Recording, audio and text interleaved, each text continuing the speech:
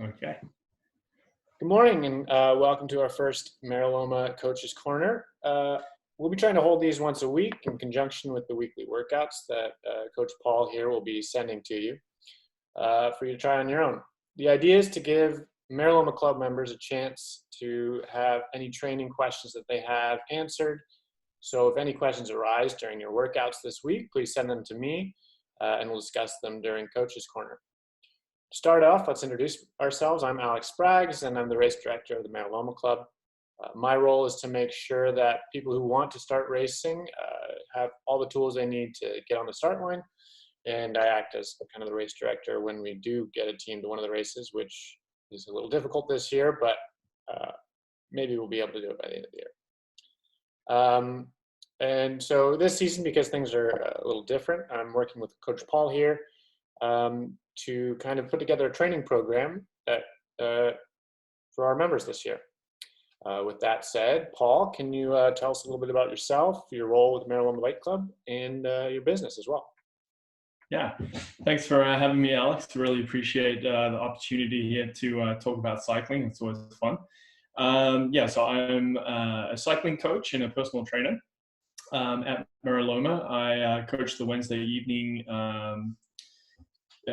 training rides alongside my assistant coach, Callum Utley. We're developing programs based around the most common goals at the club, which appears to be Fondo riding. We're also happy to have discussions about any specific goals that any individual riders have, like, for example, yourself being a crit racer, or any special events that may be training for that may kind of fall out of those parameters that they may need some help with. So we can definitely work together outside the Wednesday nights to come up with individualized programs. And that's kind of what my business is all about, working with athletes and clubs to devise programs that work towards their specific goals. We're all different. We all have different physiology, and we're all working towards different goals even within the same race. So although generally we know our training rides will work, and that's my number one job at Meraloma, is to make everyone fitter, faster, and have a bit more fun, maybe show you some places you haven't been that aren't too far. But ultimately, the goal is to make you as fast as possible. So once a week might not be enough to elicit the changes that you're looking for. So we're always here at any capacity that you need us. So, yeah. Fantastic. So for this first episode, we wanted to talk about what people might want to know, what people might not know already about the basics of these weekly workouts that we're going to be doing. So the idea of these weekly workouts is, instead of just going for a ride, that it'll be a structured training program. So to start with, what does that mean? What is a structured workout, and what are the benefits of that?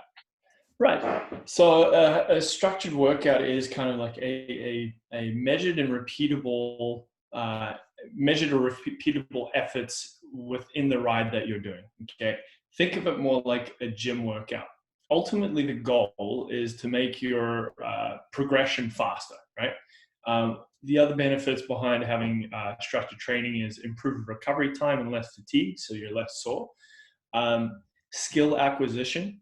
So when you're doing repeats up a hill, you might start to notice some things about either the terrain that you're riding and some difficulties that you're having, whether you're having difficulty changing gears or things like that, or in your pedal cadence and things like that. So those are kind of like the low-hanging fruit. That's a term I'm very fond of in the last year or two, because often when you find those, you get the best bang for your buck. If you can tackle those, you improve very quickly in a short space of time.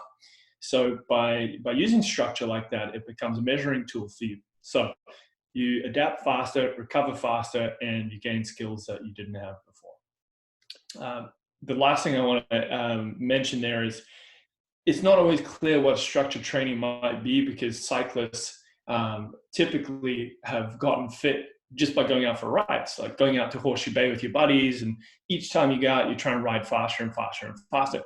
Now, that will get you fit, especially if it's your first time riding. But for all of us, our goal most of the time is like, what's the best use of my time? How can I get fitter faster and enjoy that ride a bit more and ride that faster? You might even reach a sticking point with a ride like that because it's very hard to measure. So, I would liken it to going to the gym.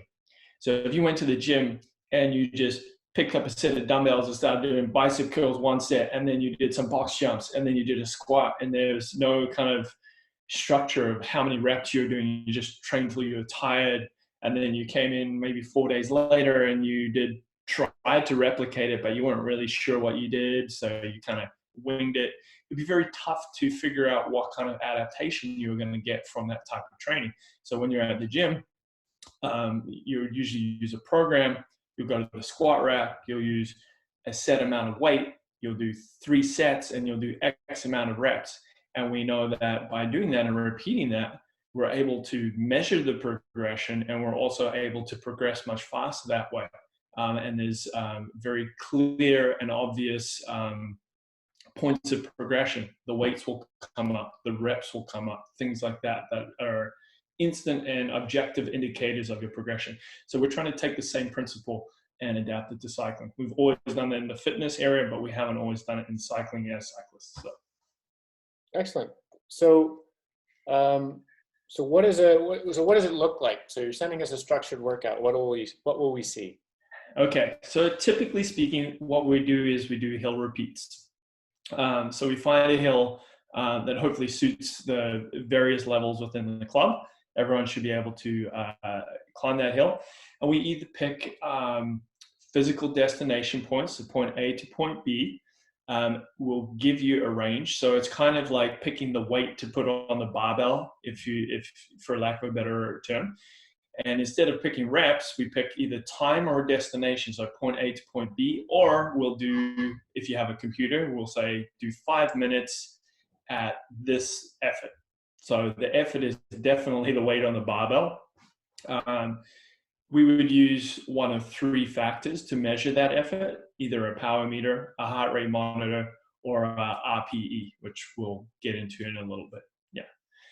And then depending on where you're at in your training, you would do X amount of repeats that hill, or different variations of that hill to elicit certain results. So it depends what time, what phase of the training we're at, how we would use that hill. But typically speaking, it's repeats at a set level of effort for a set amount of time or a set destination. Excellent. So each week it's not going to be the same hill. It'll be different hills and different types of things, or how is that going to work from week to week? So it might be the same hill once in a while, but it will be a different variation of that hill. So we might use different power training levels or effort levels. So one week we might do a 7 out of 10, and the other week we might do something like a race winner, which would be 30 seconds at a 9 out of 10, then you drop down to a 6 out of 10 and do a steady pacing effort, and then follow up with a 10 out of 10 sprint at the end. So that would be something that would happen at the end of the program. So yeah, you might be on the same hill once in a while, but typically we try and variate the workouts as we go. So for the club, I think it's really good to offer some variety and fun and keep people engaged. So typically the workouts will change. Some element will change each week. So we're continuing to progress as we go. So in a measured way. Awesome. So you're saying 7 out of 10, 8 out of 10. And that's, as I understand it, that's rate of perceived exertion. Could you talk a little bit about how we could use that if we don't, as I understand it, we would use that if we didn't have heart rate or power. But how do we measure our rate of perceived exertion? Good question. So, and it takes a little practice, this one. So most of us know what the top end of our range is. We all know what 10 out of 10 is, right? That's when you're sprinting each other for the town sign, or you're at the top of Cyprus your first time and you're ready to keel over and you're seeing stars, right? That's your 10 out of 10 effort. So the range starts to get a bit more complicated by how you perceive what you're doing. So 5 out of 10 would be the range at which you're commuting to the destination, right? You're doing some work, but it's not very hard. You don't intend to spend your whole ride time there. You can probably hold a conversation. So that's kind of like your midpoint. 0 is sitting on your ass at home. from 0 to 5, it's not very typical that you measure that unless you're doing recovery. So let's say you finished an interval, you're dropping down from the hill climb. We want that under a 5 out of 10. So you recover as quickly as possible so that you can deliver your 8s and 9s out of 10s when you go back to doing your work interval. So I'll just do a little share screen here. I actually, I knew this question might come up. So I went on to the Sufferfest website, and they have an excellent chart for rate of perceived exertion. So you guys have a recording. So let me know if this works for you. Okay, so let's do this. Okay, so they've actually correlated it to power zones. So this is kind of like the 5 out of 10 range. It's called tempo. They describe it in a statement. It's not that it's painful. I just don't want to be here all day. So that's, for me, that's the commuting stage. Where we're going to spend most of our training time is between the 7s and the 9s. Okay. I would say when you're climbing Cypress, 7s or up to 8s is sort of the effort that you're doing. And when you're doing short, punchy climbs, that's when you're doing this. And when you do the steep ones, kind of like the Trimbles and Tolmies, that's sitting between the 9s and the 10 range, right? So there'll be power range equivalents here as well. So we can talk about that before we go today. And heart rate equivalents here. Now, I don't want to confuse things too much, so we won't get into this too deeply, but a nice range from basically 1 to 10 is good to go for. Now, you can see that they've also used half points. So when you get really good, and I'll take it off share screen now. Damn it. I think maybe at the bottom. Is there a little button at the bottom? Yeah, let me get out of this. There we go. There we go. All right. That's it. Sorry, new to the technology world. I'm much better on my bike than I am sharing screens and whatnot. Yeah, so when you start to get better at reading your own effort, you can actually go in point increments. In fact, really well-trained athletes will go down to, like, I felt like a 7.2 or a 7.8 out of 10 because they're able to read their exertion that well. One thing that the science has showed is that RPE can correlate quite well to heart rate. So once you start to learn it, you're like, oh, I feel like an 8 out of 10. If you did a equivalent threshold heart rate test, it would equate quite well to the same zone that you'd be. So for, like, let's say you or I, we know what our threshold feels like. That's kind of like our 7.5, 8 out of 10 range. If I said, oh, I feel like an 8 out of 10, that will correlate to my threshold heart rate, which for me would be around 170 beats per minute. I've used that myself and was very surprised how accurate it is. So RPE can be very useful, and especially, so this is getting back into the heart rate stuff, heart rate can be very limited. So when you start to do those steep, punchy climbs and you're dealing with heart rate lag, you might not see your heart rate show the effort that you're putting out until after the effort is finished. Yeah. Especially if your hill climb is less than a minute long. Yeah. When you finish it, your heart rate continues to escalate, but at that point, your effort could be 0 because you're on the side of the road panting, right? So that's where RPE would be really useful, and you just go 9 or 10 out of 10 for that kind of an effort. So in some regards, RPE can be more valuable to us than heart rate alone. So in a nutshell, well, not in a nutshell, but if I don't have a power meter and if I don't have a heart rate monitor and I'm using RPE, can I still get the benefits of our structured workouts?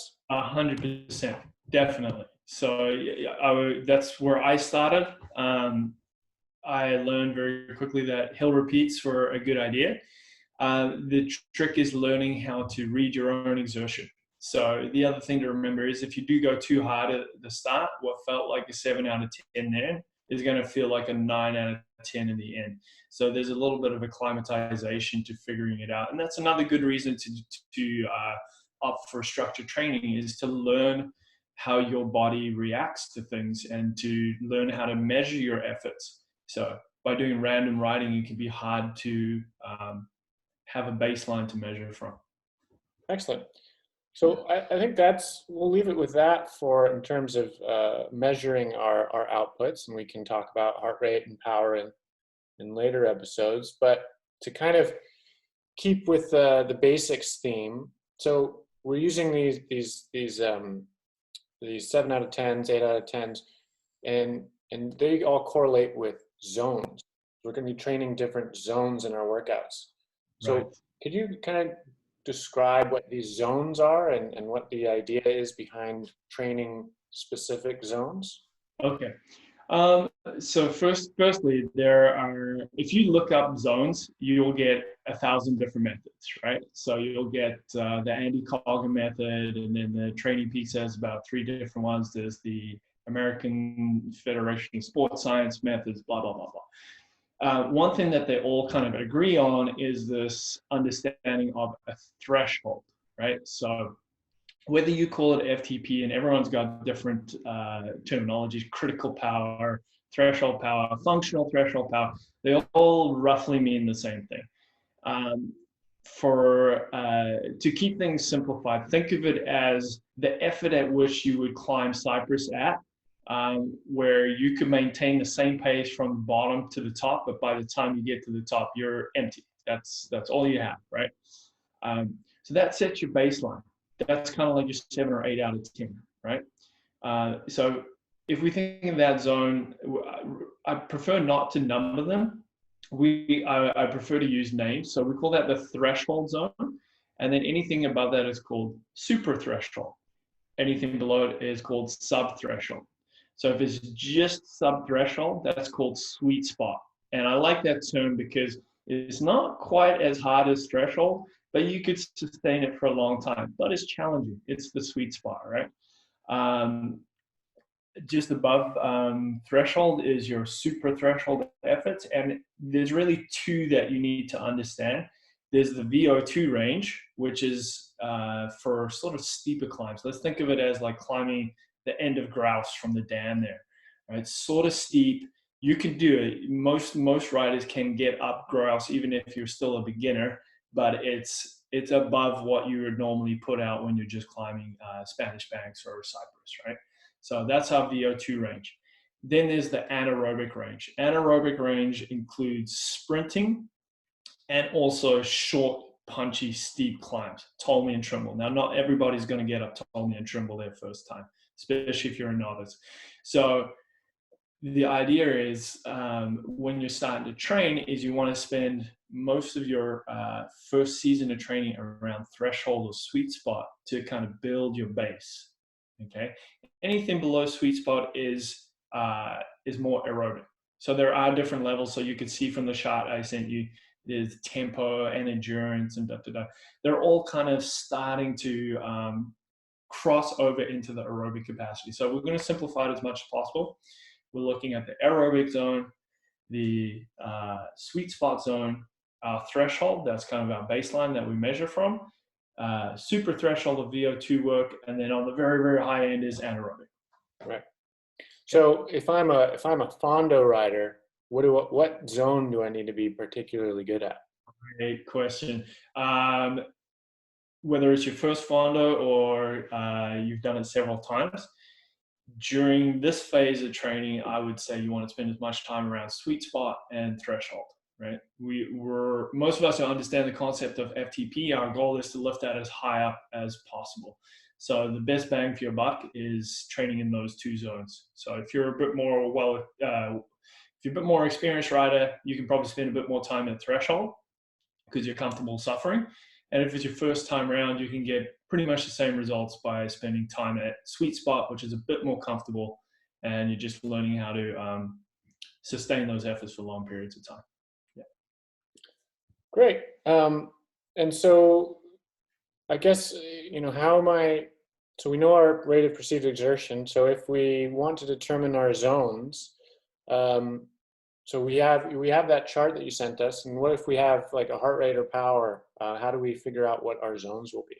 Okay, so the heart rate and power meters require that you do a little bit of testing to get the best out of them. we used to use heart rate max, which was a predicted value, but what we found is that it's not super accurate for all athletes. Whereas doing an FTP test, now whether you do, the cool thing about whether you have a heart rate monitor or a power meter, the test is still the same. You can use Trainer Road has 3 options. I'm not too familiar with Zwift, but I know that they also have some testing options for you there as well. You can do a ramp test, a double 8-minute test, or a 20-minute test, and all 3 of those to get your FTP number. Typically, if I have a heart rate monitor, I would use the 20-minute test, or I would use that if I had a power meter as well. And what that's going to establish is that functional threshold power or functional threshold heart rate. The reason why I use a 20-minute test is the power and heart rate seem to correlate very closely together. So whether you're using one or the other, the test is appropriate for both methods. So whether it spits out a heart rate number or a power meter number, it's going to give you the same value for your threshold power, essentially, something to base that off of. And from there, then you start to calculate your zones. So yeah, you need to do a little bit of testing. Did you want to know how to do an FTP test? Is that kind of where this question was leading? Yeah. So let's say I'm ready to do my FTP test. How do I do it? Okay. So if you are fortunate enough to have a trainer at home and you're using some apps, you can simply go to Trainer Road, download one of those tests, and it'll literally instruct you on how to do it. So it's pretty straightforward that way. Now, if you don't have that and you want to do it outside, you basically are in Vancouver.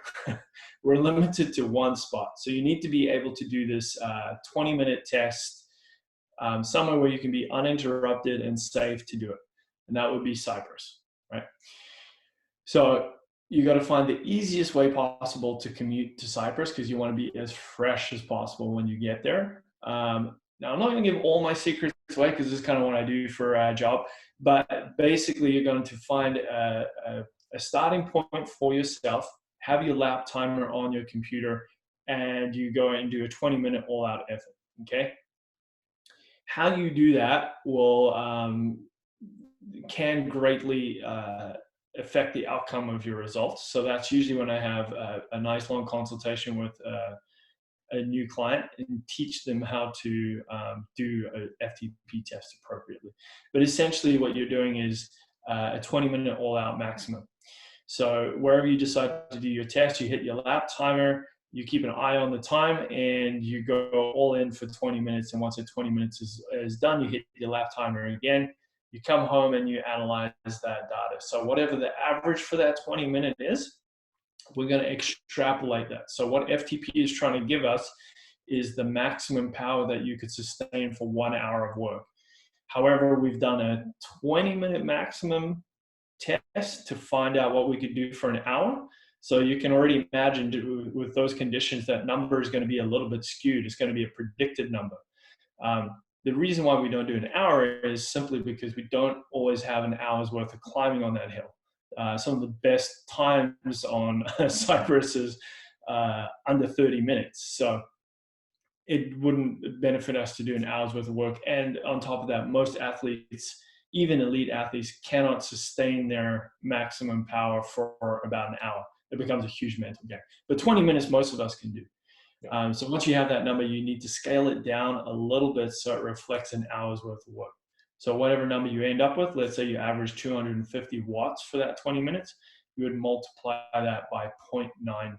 So you take 95% of that number, and that tends to work very well for sustained effort. So if you wanted to go back and do your personal best up Cyprus, you use that scaled number and you try and sustain that to the top, and you actually find you're able to do it quite well. Even though it's very, very close to what you tested for 20 minutes, that's all you could do for 20 minutes, 5% less, and you can do that for an hour. And that's why it can be important to test, because how else would you understand how to pace something like that? Yep, for sure.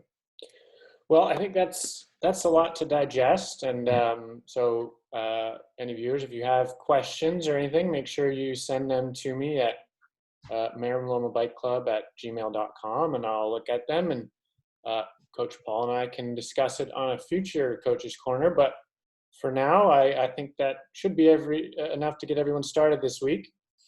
Yeah, so thank you so much for your time, Paul, and Yeah.